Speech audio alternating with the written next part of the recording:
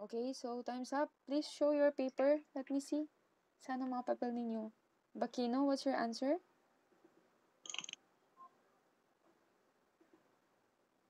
Yes, Bakino, what's your answer?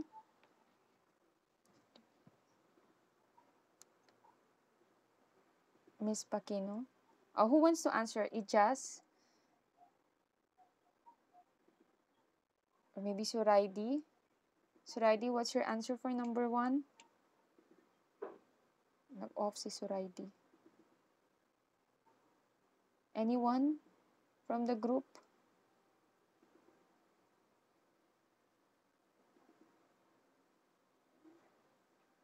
Anyone from the group? Bakino, what's your answer? Wala mag-answer? Wait lang, hindi nyo pa ako marinig. Hindi pala. Nakamute pala ako. Anyway, yes, Bakino, what's your answer for number 1?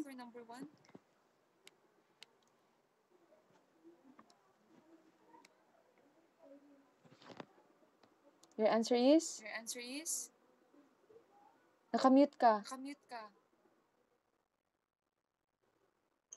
Okay, your answer. Foreshadowing. Okay, letter B. How about Ijas?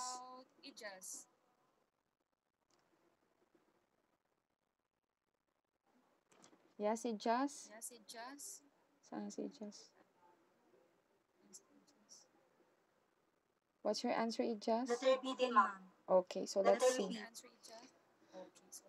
So the answer for number 1 is letter B, foreshadowing. Yes, the two of you are correct. Now let's go with number 2.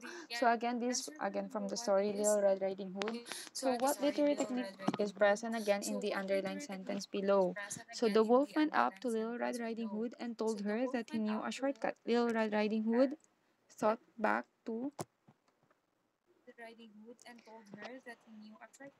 what her mother told her. Don't talk to any strangers and watch out for the wolf in the woods. But it was too late. She had already listened to the wolf's directions.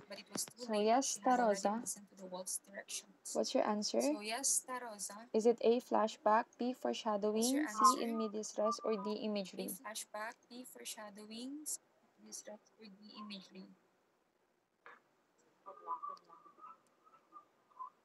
Foreshadowing po. Foreshadowing. Letter B, foreshadowing pa din. How about, sino pa? Aubrey. Ano po, ma'am? Flashback.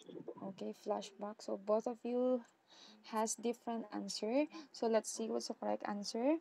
Correct answer is, oh my god.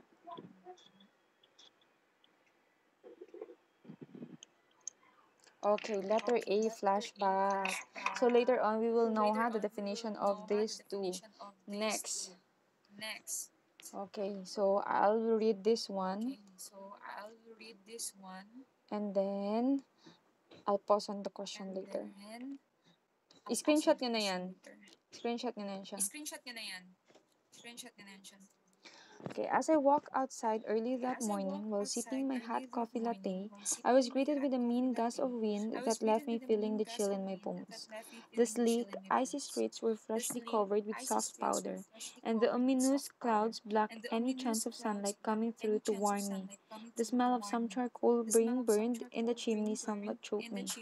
The streetlights still glistened, a faint yellow, and around the corner, I could still hear the grumbling of the smoke cloud coming slowly. I looked at my car, completely covered with fluffy snow, and knew my hands would soon be numb from scraping the windshield without gloves on.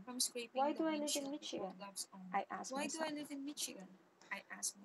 Okay, so question. Can you picture out the scenario? Yes, directo.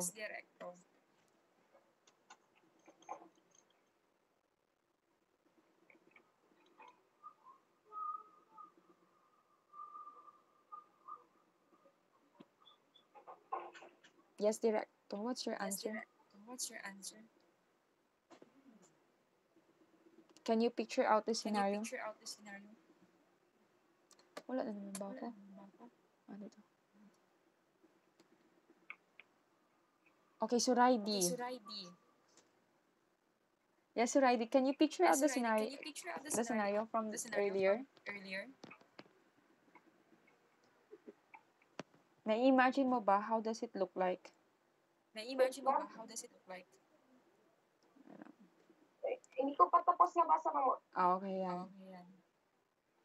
Can you picture out the scenario? Yes, yes, yes po. Okay. So, what words or phrases there, any, kahit isa lang, na nakapag-help sa'yo in picture or imagining how does it look like? Or parang, ma-imagine mo kung ano yung meron doon sa story. At the first sentence, ma'am, as I walk outside early this morning while sipping my hot coffee latte. Yes. Okay, another, Aubrey. A picture of the scenario there. Wait.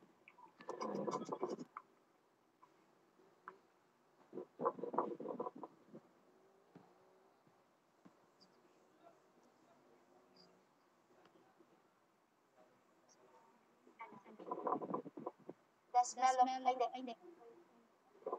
Oh, correct mo yun. Sige, go.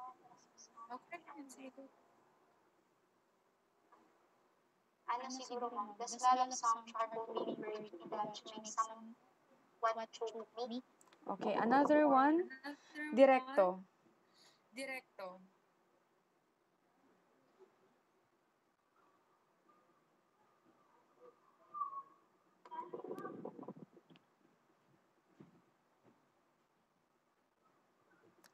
Okay, wala si directo. Bakino. With the main gust of wind. Okay. Next, si Tarosa, si Cuestas.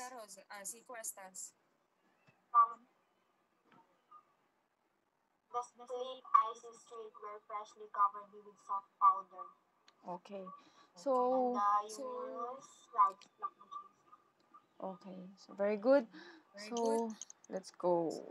So, those are just some of the words that help you imagine the scene, right? Parang picture out nyo kung ano yung nakikita din ng persona sa story or sa text na yun. So, balikan natin. Which words or phrases pretend to sense of hearing? Bakino. Sa hearing, ano dyan ang word? Word na magsasabi na... Tama basahin ko. Okay, okay. Sige, go.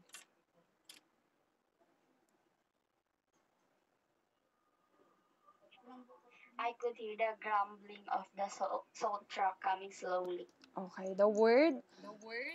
Saan yun? Heard, right? I could hear. The grumbling. Okay, next. How about another one for seeing? It just.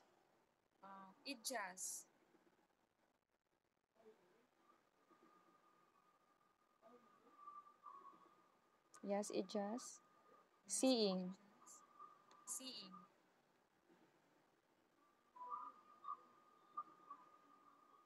Wait, ma'am. Okay, okay. I look at my car completely covered with fluffy snow and knew my hands was wet. Okay. My Okay. car completely covered with fluffy snow. Okay, okay. Next, how about for feeling? Touching. Feeling. Sino next dito? Suraidi.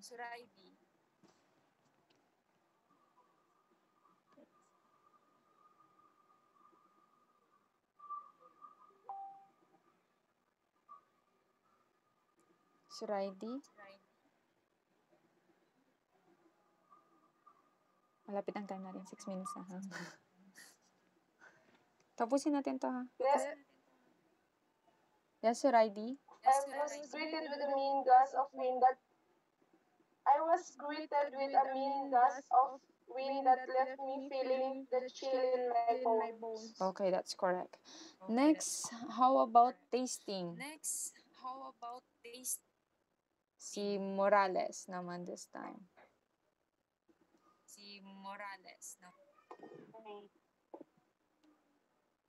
Taste. Ano yun, ma'am? Yes, taste. Opo.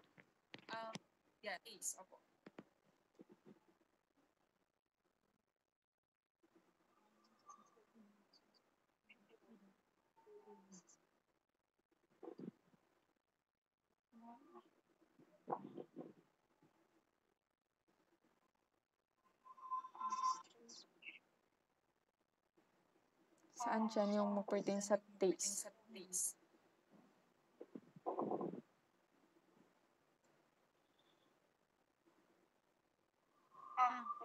Sipping my hot coffee latte.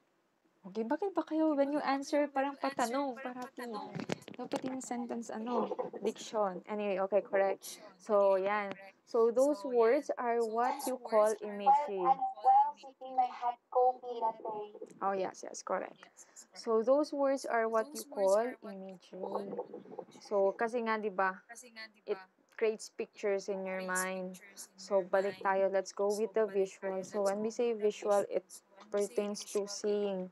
So, like sabi nyo nga kanina, sino ba nag-answer? Yan, so we have the sleek, icy streets were freshly covered with soft powder. Kasi parang we can visualize, di ba? Parang nakikita din natin from reading this. The ominous clouds block any chance of sunlight coming through to warm me. Street lights still glistened a faint yellow. My car completely covered with fluffy snow. So those are visual kasi parang we can visualize. Next we have the tactile. So when we say tactile, it is with the sense of feeling. So yun yung kanina answer. I was greeted with a mean gust of wind that left me feeling the chill in my bones. So the chill in my bones. My hands would soon be numb from scraping the windshield without gloves on. Again, that's for tactile kasi numb, namamanhid. Okay, so feeling. Next, we have the auditory. Yeah, for hearing. So I could hear the grumbling of the salt truck coming slowly. So the word grumbling there, just like kapag mag-grumble yung stomach niyo kapag gutom kayo, that's for auditory. And we have the gustatory. So for gustatory, it means for the sense of taste. So sipping my hot coffee latte. So we can know just by that phrase, we will know, mainit yung coffee na iniinom niya and it's a latte coffee. So again, those are what we call imagery. And then the last one, not to forget, the olfactory means the smell. So the smell of some charcoal being burned in the chimney somewhat choking. Okay, so yun. So with our activity, what do you think is our lesson for today, or what are the topics that we are going to discuss for today? Yes, directo.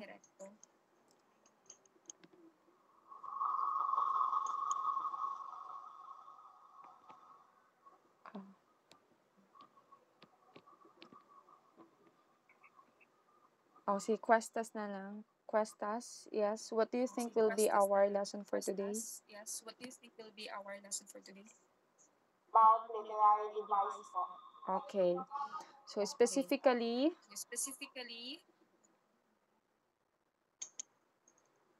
Flashback, foreshadowing, and imagery. okay, yeah. So later on, I'll be asking you the same question, Eto, yung if you think flashback, foreshadowing, and imagery are important in creating a story, and how do these literary devices enhance a piece of literature? So let's go muna with our discussion. So, yan. Actually, you can find this one in your Kaplan. So there are various techniques and literary devices, an author may employ to heighten the creativity of a short story, and these are also used by the writers to provide the readers a greater understanding of the text. So writers use literary devices to convey their message and connect with the readers. Literary devices like foreshadowing, flashback, and imagery help us to enhance our creative expression and to add artistic flair to our writing, which provides an unforgettable experience to our readers. Okay, so foreshadowing. Ano ba yung foreshadowing? Later on, we'll go back to our example kanina. So, yung foreshadowing class, it gives you an advanced suggestion or a hint of what is going to happen later. Its main function is to build up anticipation in your reader's mind so that a dramatic tension is created such that your readers would want to read more and would want to know what happens next. So, when you do this, you are also mentally preparing your readers to accept some extraordinary or bizarre incidents as credible when they finally happen in your story. So, just like na yung sa creative writing natin, di ba? If you can still remember, kapag may picture frame and then nahulog yung picture frame, then kapag kung sino yung tao dun sa may picture frame na yun, ibig sabihin may masamang mangyayari sa kanya. O, di ba? So, that's already foreshadowing. And also, even sa title ninyo, pwede na din kayong mag-give ng hint as to what will be your story is all about. So, example, yung sa Ready or Not na movie. Diba yung sa story niya, if you will just hear the word Ready or Not, something like thriller, something like mystery. So, may foreshadowing na nagaganap. Okay, pero syempre, even though you use foreshadowing, huwag yung ibigay lahat. Huwag ilahat. Huwag todo-todo, ha? Magtira din sa sarili. Ay, yun lang. Okay. Hugot lang. Para matuwa si na Ma'am Judith kapag, ay, joke lang. Next tayo, flashback. So, when we say flashback, this is an event split up present-day scenes in story, usually to build suspense toward a big reveal. So, flashbacks are also an interesting way to present exposition for your story, gradually revealing to the reader what happened in the past. So, there are stories na mahilig mag-flashback, diba? Yung nasa present na din, babalik ulit sa past, just to let them show kung ano yung kinalaman ng past with the present. I don't know, I think, sayang nga, if we have the face-to-face class, I would really ask you to read the story Mayday Eve, or maybe you're familiar with Mayday Eve. Sinong familiar sa Mayday Eve by Nick Joaquin? Kami lahat, ma'am. Natapos yan, Nats. Opo, ma'am. Binigay niya lang grade 11. Binigay ko ba? Nasa lima po. Okay. So, di ba, if you have read the story, yung Nick Joaquin, di ba, ang dami niyang flashback na, but then it started with the past, then nagpunta sa hindi naman present, then balik sa past, then continuing yung nasa present na until yung matanda sila, then balik na naman sa past. So, yun, maganda na yung pagkalaro ni Nick Joaquin with his story Mayday Eve using the flashback as his literary device or literary technique. Okay, and the last one is imagery. So, it appeals to the reader's senses through highly descriptive language. So, show, don't tell. Just remember that one. When you write stories or poems, you show, don't tell. So, we have the types of imagery which are the auditory, tactile, gustatory, olfactory, and the visual. So, class, syempre, again, this is just a refresh of what we've had in creative writing. So, if you have a sentence like, the cat drinks milk, di ba ang pangit, ang boring niya. Okay, we may say na, okay, you can picture out a cat drinking a milk, but after that, wala. We don't know ano yung kulay ng cat, or how does the taste of the milk is like, diba? But with the help of imagery, we can make or add spice to that sentence. So, example nga, the cat drinks milk. So, you may say that the ginger cat drinks the milk happily. So, at least kahit konti nadagdagan na parang may spice siya doon. So, that's the purpose of imagery. Next. Okay, so we're done with that. Any question? Wala naman. Okay. So, this is just a refresh, diba? So, always remember this. Hindi lang ito ha, madami pa. But then, ito yung parang, importante naman. There are some other important, like yung in medias res. So, always remember that these three literary devices help the writer to convey his message and connect to the readers. So, we have the foreshadowing. So, when we say foreshadowing, you give hints as to what will happen later in the story. So, balik tayo kay Red Riding Hood. Paano siya naging foreshadowing? Actually, class, if you have look at the capslet, yung para sa imagery, medyo hindi siya masyadong good example ng imagery. Pero si So for the Little Red Riding Hood, yun, don't stop along the way. Go straight to your grandma's house and back. Don't talk to any strangers and watch out for the wolf in the woods. So it was like a premonition na winawarningan niya si Red Riding Hood not to go there or else there will be danger. So parang, yun na, kaya siya foreshadowing. And for the flashback, eto, bakit siya naging flashback? Though hindi siya very good example din talaga, meron pang ibang mas very good example. But here, yes, Little Red Riding Hood thought back to what her mother told her, don't talk to any strangers and watch out for the wolf in the woods. So at least parang may flashback naman, naalala niyang sinabi ng nanay niya. So dun yung part ng flashback. And then for the imagery, so you use figurative language to represent objects, actions, and ideas in such a way that it appeals to our physical senses. So, as I've told you during our creative writing class, all use this figurative language. I believe that you still have your notes there. And sa ating activity, punta natin yung caps lock niya.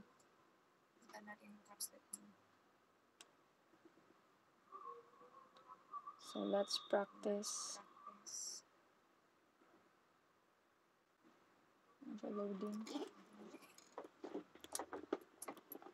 So, you may get your caps lock. Andyan ba sa inyo? Wait lang, ma'am. Okay, okay, sige, go. Okay. So, I bet you're done answering that one, di ba? Yes, ma'am. Tapos, How do you find the cup set? Mahirap, madali, or ano? mahirap, ma'am. Mahirap. Actually, hindi naman Opo. hindi ako kasama diyan sa gumawa ha. Hindi niyo makikita ever ang name ko diyan. Nakalagay man din. Oo. Kasi sa reading and writing ako and practical research. So, kaya if sometimes when your classmates or schoolmates ask me regarding your caps that medyo kailangan ko pang basahin. So, we're done with the last. Ano na lang tayo ng answer ninyo. I-check na natin ang answer ninyo. Ano, ma'am? Wait, 3.1? 3.2. O, 3.2. Opo, 3.2 to. 3.2, ano, creative non-fiction. Yes.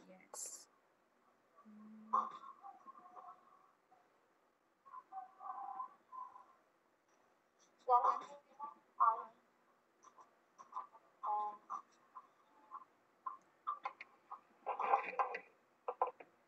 So, let's see. Creative non-fiction. 3.2. Mag-screen share muna ako.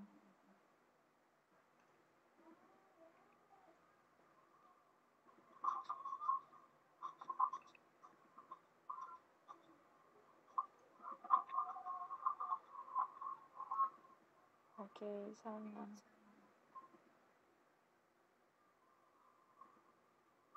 Ito na ba? Nakikita niyo na ba? Nakikita ko, charot. Sana zoom ko. Okay na.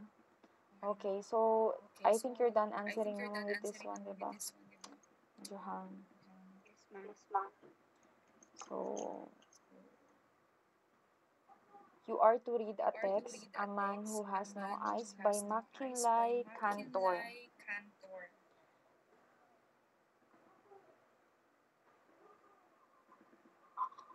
Medyo mahaba. So, let's go with the number 1. Please read and answer. Suraidi. Since ikaw nasa top ng aking ano. Suraidi. Read and answer number 1. Which of the following statement is an example of flashback? A few years ago, he had been a little more than laborer. Excuse ma'am, basahin ko pa lahat ng option. Sinabasahin mo na para medyo matagal ang exposure mo. A few years ago, he had been a little more than a skilled laborer. He was a shaggy, thick, naked Neck. fellow. See, Mr. Parsons sighed and felt in his vest pocket. People in the street turned to stare at him. My answer, mom, is letter A. A few years ago, Okay, so he had been a little more skeptical. okay, so the correct answer is letter A. At least alam nyo na. Okay, sinong mali? Oh, papalitan. Papalitan na yan. Gagawin na yan tama. Ma'am, wala pa akong answer. Good thing. Wala pa ako sagot. Sige na, may answer na Yes, kayo. thank you. Okay, number 2, si Morales. Kasi siya ang second sa screen ko. Morales, number 2. This story could be best used to support Which of which of these these ideas? ideas? A. A. Life is Life not is as not bad bad as it as it seems. seems. B. B. Sooner or Sooner or later we later have we to have to pay for pay the for the things we things we do. do. C. C. An An event event is is only only tragic if tragic we if we allow it allow to it to ruin ruin us. us.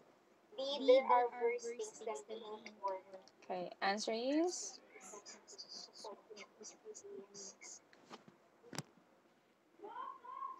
Life is Life not is as not as bad bad as it as it seems. seems. Yun. Okay, letter A ang answer mo. Okay, so the correct answer is A. Ako din yan sa answer T. Okay, number 3. Yes, letter A. Okay. Okay, number 3, we have Directo to answer. Number 3, Directo. 3. 3. Based on Based the on the story, story, which do you think is the best example of foreshadowing?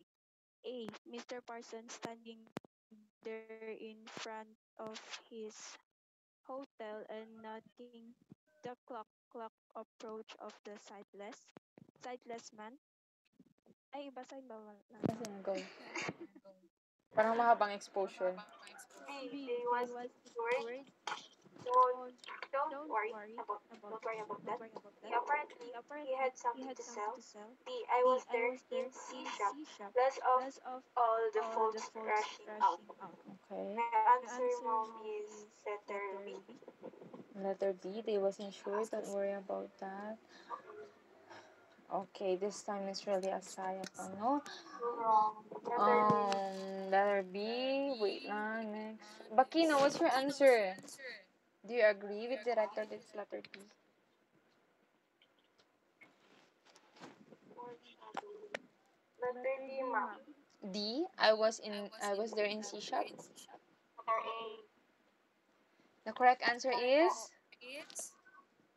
letter letter A. Mr. Mr. Parsons. Parsons standing Okay. there in front of his hotel and noting the clock approach of the sightless man. Okay, number Yes, 4. I have the Press answer. us. Which of the following statement is an example of imagery? A. I would have been well took care of. B. Apparently he had something to sell. C. The air was rich with spring, sun was warm and yellowed on the asphalt. D. A few years ago he had been a little more than a skilled laborer.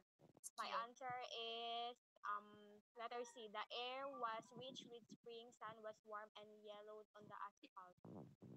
So there we can picture out the scenario, right? So yeah, yes, the correct answer is letter C. C. Yeah, may answer na sila.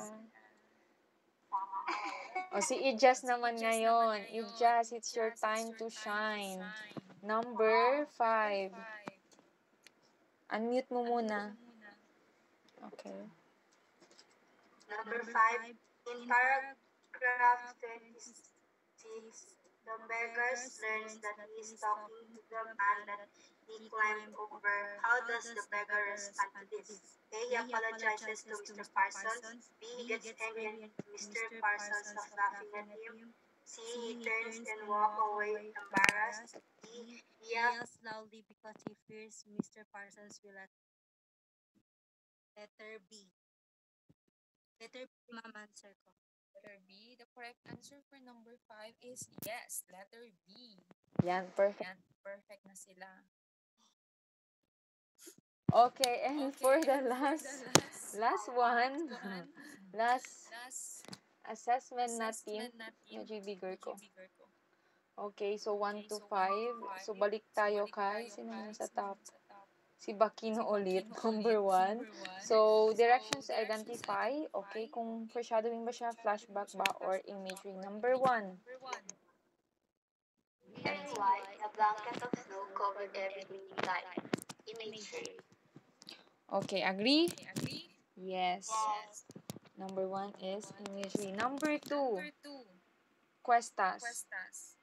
Danny remembered more about his mother's death than he ever told anyone. The day she had died, she had called each of her sons. My answer is flashback. Okay, yes, very good. That's correct. Number 3, ijas.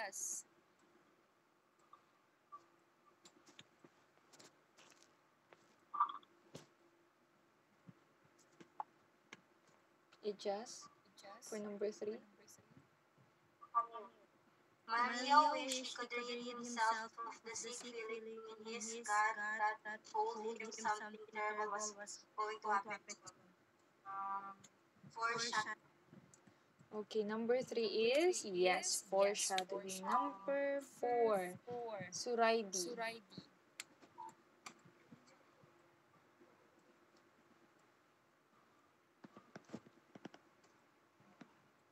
A long forgotten memory came back to Peter as he drove through his old neighborhood. Flash. Wait. Flashback map. Okay, yes, Flashback correct. map. Number 4 is flashback. And the last one, number 5, Morales. I could hear the puppy grumbling as Mom dropped the bacon into the frying pan, and soon the salty, greasy smell wafted toward me. Okay. Imagery. Question mark? Imagery, sorry. Okay, yes, that's correct. Yay, perfect na sila. Alright. Okay, and the last one, directo. Activity number 2, kindly read the direction.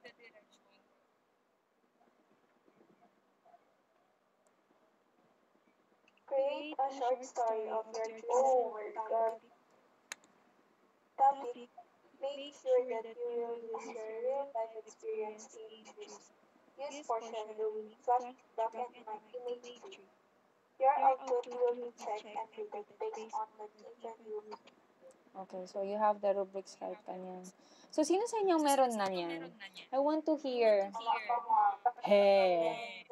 He. Wala pa. He. See, I will give a perfect score kung meron ngayon. Kahit wala pa yung imagery, wala pa yung flashback. Basta, if you're going to read it now. Mga dala na lang, ma'am. Ay, hindi. Kailangan may papel din. May pakita sa akin. Anyone? Wala pa. Wala pa. Okay, sige. So, any question? Easy lang, di ba? Class, huwag kayong mahirapan with the Sila, ma'am. May answer na kami.